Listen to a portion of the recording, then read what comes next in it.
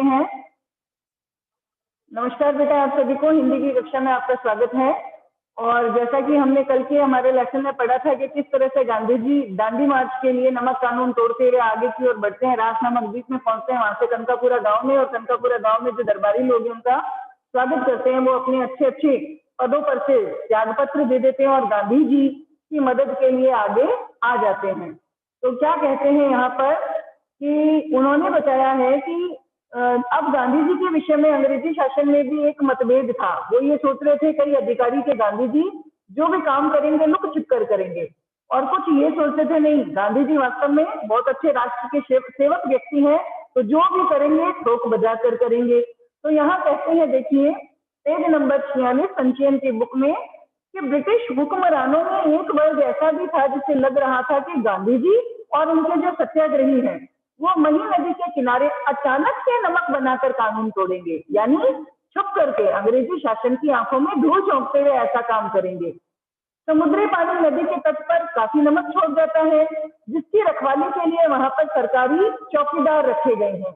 गांधी जी ने कहा कि यह नमक बनाया जा सकता है, और गांधी जी को समझने वाले जो वरिष्ठ अधिकारी हैं, वरिष्ठ अधिकारी यानी जो ऊंचे पदों के अधिकारी हैं, वो इस बात से बिल्कुल भी सहमत नहीं थे कि गांधी जी कोई भी काम अचानक और चुपके से करेंगे।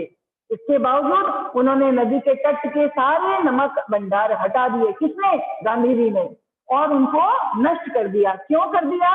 ताकि वो इस बात का वहां पर लोगों को ज्ञान करा सके कि जो नमक है उस नमक के कानून को यहाँ पर तोड़ा जा रहा है, और तोड़ते हुए उन लोगों को ये बताया जा रहा है कि वास्तव में नमक के लिए उन्होंने जो दांडी मार्च का ये सत्याग्रह चालू किया है वो वास्तव में जनहित के लिए ही है। ठीक है, तो वहां से गांधी जी पहुंचेंगे, उससे पहले अंग्रेजी सरकार ने क्या किया, नदी के किनारे जितने भी सारे नमक भंडार थे वो हटा दिए, और जो बच्चे कुचे थे उनको नष्ट कर दिया, ताकि इस बात का खतरा ही नहीं रहे कि गांधी जी वहां पहुंच करके और नमक कानून तोड़ रहे हैं।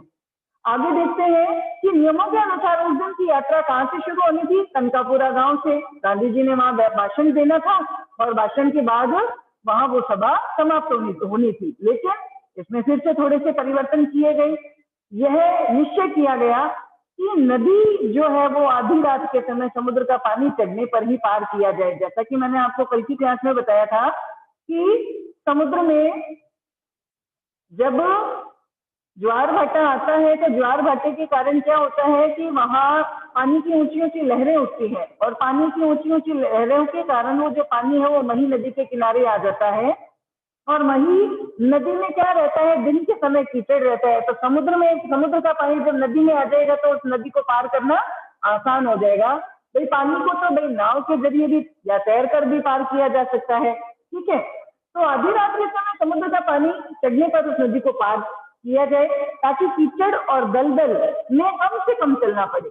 तो रात 10:30 बजे भोजन के बाद यानी खाना खाने के बाद जो है सत्याग्रही जो है वो नदी की ओर चल दिए। आधी रात के समय गांधी जी को करीब 4 किलोमीटर दलदली जमीन पर चलना पड़ा। कुछ लोगों ने गांधी जी को कंधे पर उठाने की सलाह दी, यानी उन्होंने कहा भाई आप कीचड़ में क्यों चल रहे हो, आपको हम कंधे पर बिठाकर नदी पार करा दें, लेकिन गांधी जी ने मना कर दिया। वही बात है बेटा, जैसा कि पूर्व कहा गया था कि ये तो मेरी धर्म यात्रा है, और इस धर्म यात्रा को जितना व्यक्ति चलकर पार करता है उतना ही पुण्य उसे मिलता है। तो गांधी जी क्या कहते हैं कि ये तो मेरी धर्म यात्रा है और इसे मैं चलकर पूरी करूंगा। तट पर पहुंचकर गांधी जी ने अपने पैर धोए और वहां पर एक झोंपड़ी में आराम किया। आधी रात का इंतजार करते रहे, इसलिए ताकि कीचड़ की दलदली जमीन को पार करने के बाद एक झोंपड़ी में आराम किया, फिर आगे की यात्रा और करनी थी, उस पूरी नदी को पार करना था। ठीक है, मही नदी के तट पर धूप यानी घनघोर, अंधेरी यानी अंधकार से भरी हुई रात में भी मेले जैसा लगा हुआ था। मेला यानी खूब बड़ा जन सैलाब था, बहुत लोगों की भीड़ थी, और भजन मंडलियां थी, यानी लोगों की अलग अलग मंडलियां थी जो वहां पर क्या कर रहे थे, गीत गा रहे थे, भजन गा रहे थे। वहां पर जो दांडिया है, दांडिया रास में निपुण दरबार थे। आपको पता है कि वहां पर जिस तरह से लोकगीत होते हैं, लोक सॉन्ग होते हैं, वहां उस क्षेत्र में एक दांडिया रास जो है वो एक गीत के रूप में था, और वहां के दरबारी लोग जो है उस गीत को गा रहे थे। गीत के क्या बोल थे गीत के बोल थे, देखो गांधी का दांडिया राज, देखो वल्लभ का दांडिया राज, दांडिया राज सरकार का नाश, देखो विट्ठल का दांडिया राज, देखो भगवान का दांडिया राज। इस तरह इस गीत के बोल के माध्यम से वो सारे लोगों का उत्साहवर्धन कर रहे थे। अब गांधी जी को नदी पार कराने की जिम्मेवारी बहुत महत्वपूर्ण बात है और आगे आपके प्रश्न में पूछी भी गई है कि गांधी जी को नदी पार कराने की जिम्मेवारी किसने ली। देखिए, गांधी जी को नदी पार कराने की जिम्मेवारी रघुनाथ काका को सौंपी गई। कौन थे रघुनाथ काका? उन्होंने गांधी जी को नदी पार कराने के लिए एक नाव खरीदी और उस नाव को लेकर कनकापुरा गांव पहुंच गए। बदलपुर के रघुनाथ काका को सत्याग्रहियों ने निषाद राज कहा। बेटा, निषाद राज, आपको ध्यान है रामायण के अंदर निषाद राज एक ऐसा कैरेक्टर है, एक ऐसा पात्र है जिसे केवट राज भी कहा गया है। और वो केवट जो है गंगा नदी पार करवाने के लिए राम, लक्ष्मण और सीता के सम्मुख एक प्रस्ताव रखता है कि मैं आपके श्री चरणों को धो करके उन चरणों के जल को पी करके ही आपको नदी पार करवाऊंगा। तो जिस तरह से राम, लक्ष्मण, सीता को गंगा पार करवाने के लिए केवट राज ने एक दृढ़ निश्चय किया था, उसी तरह का एक दृढ़ निश्चय किसने किया था? रघुनाथ काका ने। इसको नदी पार कराने के लिए, गांधी जी को नदी पार कराने के लिए क्या खरीदी उसने? एक नाव खरीदी उन्होंने। तो वो थे किस जगह के? वो थे बदलपुर के। बदलपुर के रघुनाथ काका को सत्याग्रहियों ने किस नाम से पुकारा? निषाद राज के नाम से पुकारा। ठीक है, उनके पास बदलपुर में काफी जमीन थी और उनकी नावें भी चलती थी। जब समुद्र का पानी जो है चढ़ना शुरू हुआ, तब तक अंधेरा इतना घना था कि धीरे धीरे छोटे मोटे जो दिए हैं, दीपक हैं, वो भी उस अंधेरे को दूर नहीं कर सकते थे। ठीक है, अब क्या किया गया भाई? अब उस अंधेरे को दूर करने के लिए भी कोई उपाय होना जरूरी है। भाई, नदी पार कराने की जिम्मेवारी तो किसने ले ली? गांधी जी को नदी पार कराने की जिम्मेवारी रघुनाथ काका ने ले ली। रघुनाथ काका कहाँ के थे? बदलपुर के रियासतदार थे। उनकी खूब चलती थी वहां पर और वहां उनकी काफी जमीन भी थी। तो उन्होंने कहा गांधी जी को नदी मैं पार करवाऊंगा और एक नाव खरीदी। लेकिन रात के समय अंधकार था और वो अंधकार इतना गहरा था कि छोटे मोटे दिए भी उसे भेद नहीं पा रहे थे। थोड़ी ही देर में कई हजार लोग नदी तट पर पहुंच गए, यानी नदी के किनारे बहुत सारे लोगों की भीड़ जमा हो गई। सभी के हाथ में दीपक थे, दिए थे। ये नजारा नदी के दूसरी ओर भी था, यानी दूसरे किनारे की ओर, नदी को पार करने के दूसरे किनारे की ओर भी बिल्कुल यही दृश्य था कि वहां के लोग भी खूब सारे दीपक हाथ में लेकर के वहां खड़े थे। पूरा गांव, आसपास से आए हुए लोग, सब दीपक की रोशनी लिए हुए गांधी जी और उनके सत्याग्रहियों का वहां पर इंतजार कर रहे थे। देखो बेटा, टाइटल की सार्थकता यहाँ सिद्ध होती है, दिए जल उठे। यानी शीर्षक यहाँ बिल्कुल पाठ के अनुरूप है कि हजारों की संख्या में जो लोग हैं वो गांधी जी और सत्याग्रहियों के स्वागत के लिए और गुप्त अंधकार को दूर करने के लिए, प्रकाश की व्यवस्था करने के लिए दीपक जलाकर खड़े थे। और इतने सारे दीपकों की प्रकाश को सूचित करते हुए, इंगित करते हुए लेखक ने इस पाठ का शीर्षक भी रख दिया, दिए जल उठे। देखिए, आधी रात का समय है, रात 12 बजे महिसागर नदी का किनारा पूरा भर गया। इससे पानी से पानी चढ़ आया था। गांधी जी झोपड़ी से बाहर निकले और घुटनों तक के पानी में चलकर नाव तक पहुंचे। ठीक है, आधा पैदल चले।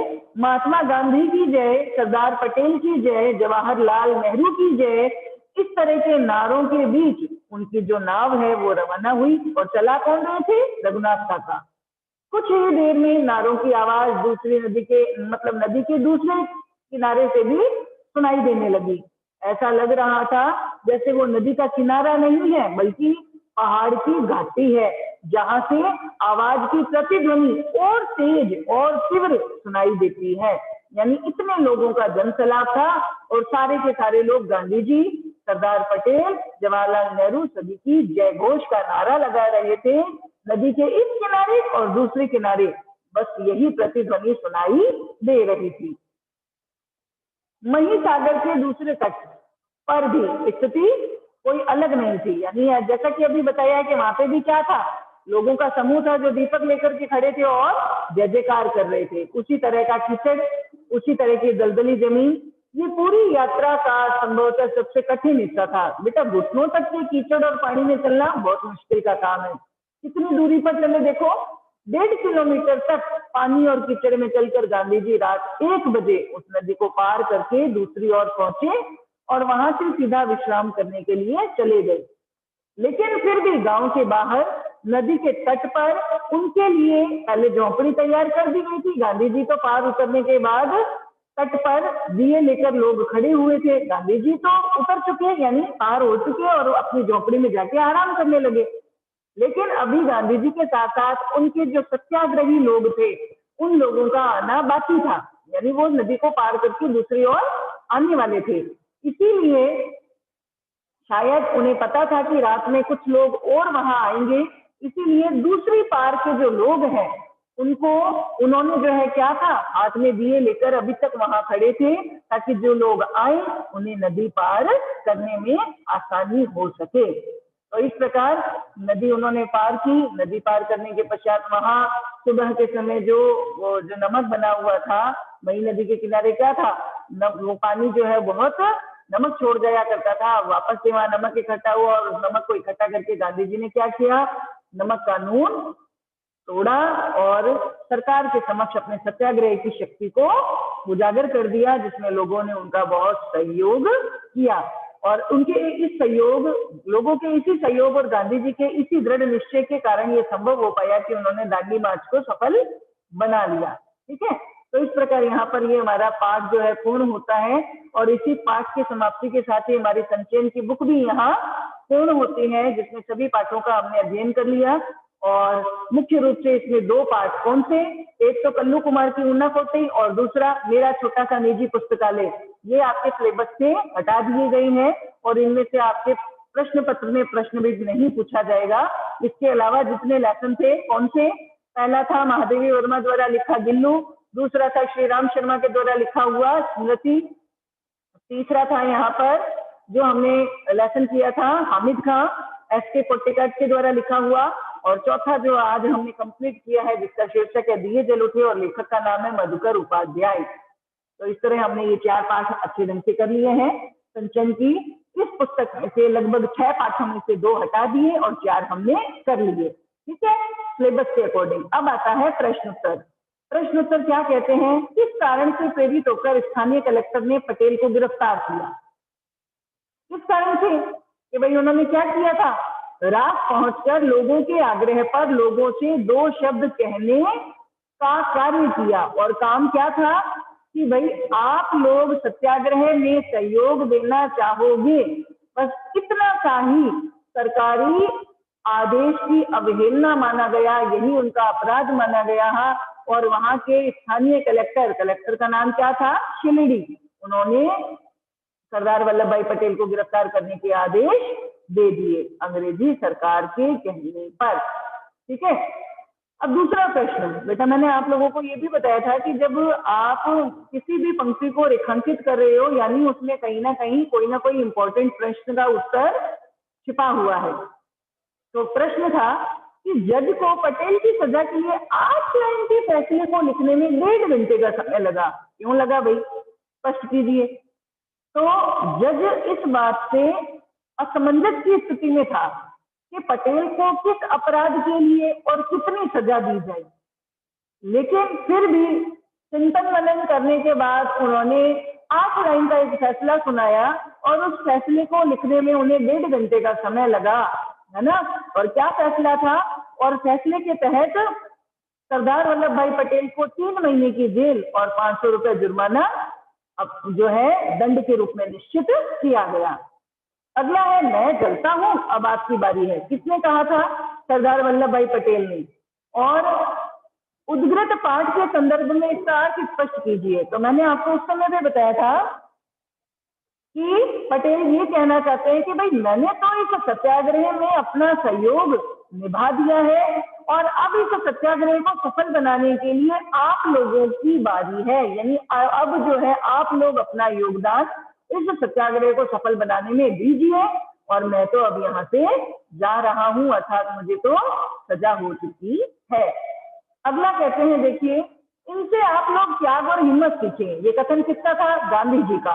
किसके लिए कहा गया था, दरबारियों के लिए, है ना। और दरबारियों के लिए क्यों कहा गया, यानी किस संदर्भ में कहा गया कि गांधी जी जब कनकापुरा पहुंचे थे तो वहां के लोगों को संबोधित करते हुए उन्होंने दरबारियों का उदाहरण देते हुए लोगों से कहा कि वास्तव में इनकी खूब ऐश आराम की जिंदगी है, इनकी खूब साहबी है, इनको दरबारियों का पद मिला हुआ है, लेकिन फिर भी ऐशो आराम की जिंदगी को छोड़कर ये लोग जो है त्याग पत्र दे चुके हैं अपने पदों से और गांधी जी को सहयोग देने के लिए इस सत्याग्रह में शामिल हो गए हैं। तो उन्होंने दूसरे लोगों को भी उन दरबारियों से त्याग करना और अंग्रेजी सरकार के खिलाफ खड़े होने की हिम्मत प्राप्त करना की सीख लेने की बात कही थी। ठीक है, पांचवा प्रश्न है, आज के द्वारा ये कैसे सिद्ध होता है कि कैसी भी कठिन परिस्थिति हो लेकिन उसका सामना उस समय सूझबूझ और आपसी मेल जोल से किया जा सकता है। तो देखो बेटा, परिस्थितियां भारत में बहुत विषम थी।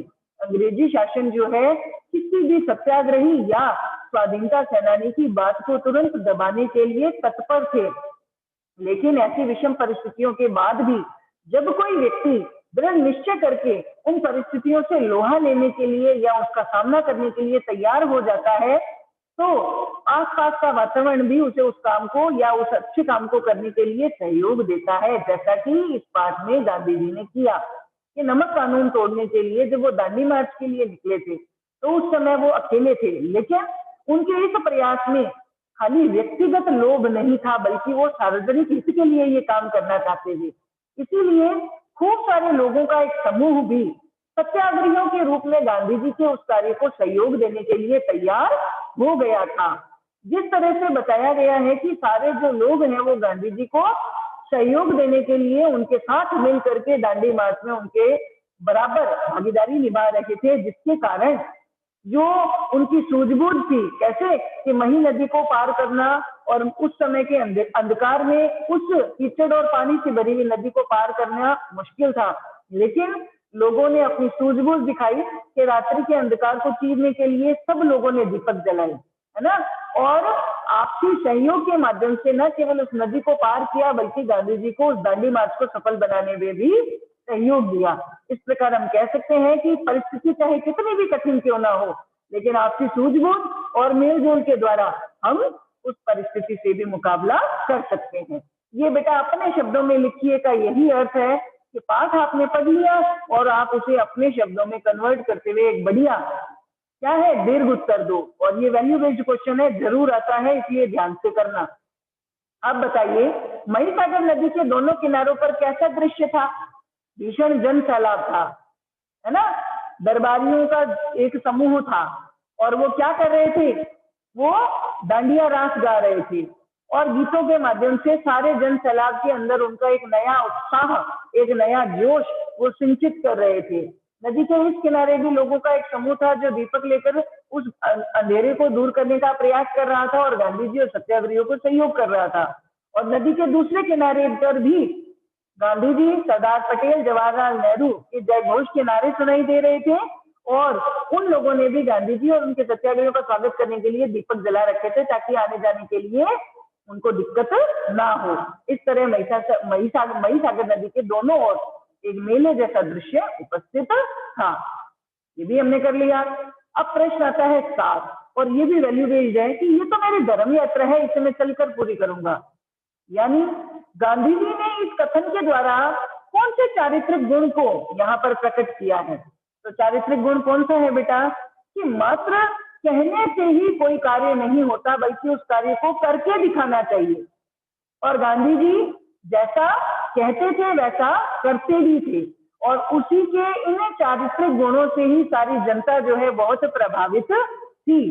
चाहे वो स्वराज का सपना हो, चाहे वो दांडी मार्च हो, चाहे वो दूसरा कोई भी सत्याग्रह हो, गांधी जी सत्य अहिंसा के मार्ग पर चलते हुए स्वयं कष्ट सहन करते थे और उनके द्वारा स्वयं कष्ट सहन करने की इस गुण से प्रभावित होकर दूसरे लोग भी उनसे बिल्कुल भी अछूते नहीं रहते थे और वो भी गांधी जी के निर्देशन में उनके सत्याग्रह को सहयोग देने के लिए तत्पर हो जाते थे। गांधी जी को समझने वाले वरिष्ठ अधिकारी इस बात से सहमत नहीं थे कि गांधी जी कोई काम अचानक या चुपके से करेंगे। फिर भी उन्होंने किस डर से और क्या एहतियात कदम उठाए कि उन्होंने मई नदी के किनारे जो नमक के भंडार थे वो नष्ट करा दिए, कुछ जो थे वो हटा दिए ताकि गांधी जी जो है वो किसी भी तरह से लोगों के साथ यहाँ आकर नमक कानून न तोड़े। और गांधी जी के पार उतरने पर भी लोग नदी के तट पर क्यों खड़े रहे? क्योंकि उनको पता था कि अपनी सत्याग्रहियों का आना बाकी है और वो अंधेरे में उन सत्याग्रहियों के लिए वो प्रकाश की व्यवस्था करवा रहे थे, इसीलिए वो गांधी जी के वहां से उतर जाने के बाद भी नदी के तट पर खड़े रहे। तो इस प्रकार बेटा हमने ये पूरा पाठ आज के दिन जो है पूर्ण कर लिया है। इसको भी हम विराम देते हैं और इसके जो प्रश्न उत्तर है वो आपको मिल जाएंगे। कक्षा में सहयोग देने के लिए बहुत बहुत धन्यवाद। घर पर रहें और अपने कार्य को सुचारू रूप से जारी रखें।